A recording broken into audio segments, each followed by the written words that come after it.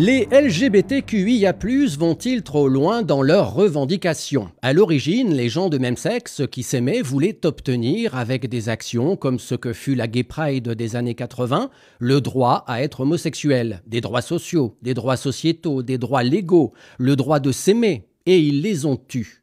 En effet, qui, aujourd'hui, en 2024, s'offusque de voir des femmes ou deux hommes s'aimer d'un amour sincère et profond, de vivre en couple, de se tenir la main dans la rue, de faire leurs courses dans un caddie commun?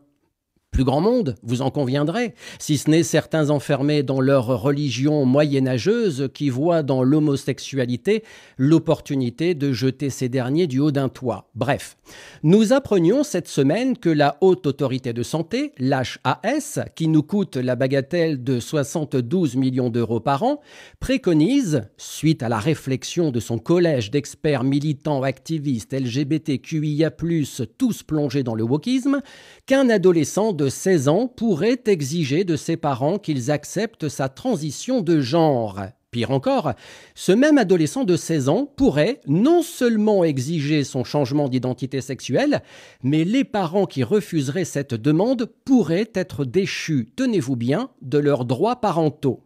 On s'interroge alors sur le fait d'être certain, à 16 ans, du genre qui est le nôtre, naître avec le corps d'un homme mais se sentir femme, naître femme mais se sentir homme dans les tréfonds de son âme. Ma foi, pourquoi pas?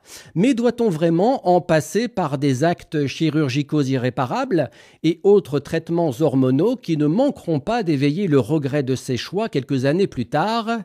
Trop tard. Le coût d'une transition de genre est estimé à 120 000 € qui, selon l'HAS, devrait être pris en charge par la sécurité sociale. Certes, la Haute Autorité de Santé n'a qu'un avis consultatif, mais lorsqu'on voit l'idéologie wokiste, appuyée par le macronisme complice depuis 2017, on s'interroge sur le fait que ces propositions seront, tôt ou tard, légalisées, alors que les frais médicaux banals de tout un chacun seront, eux, de moins en moins remboursés, jusqu'à leur probable extinction.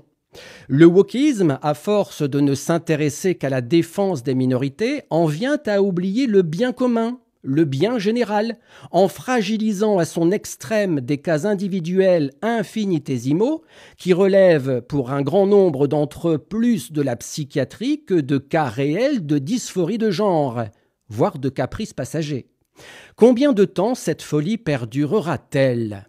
Vivement que nous ayons notre Trump bien à nous, car dès lors qu'on n'adhère pas pleinement à cette idéologie des temps modernes, nous sommes forcément homophobes et transphobes, et c'est pourtant un homosexuel qui vous le dit.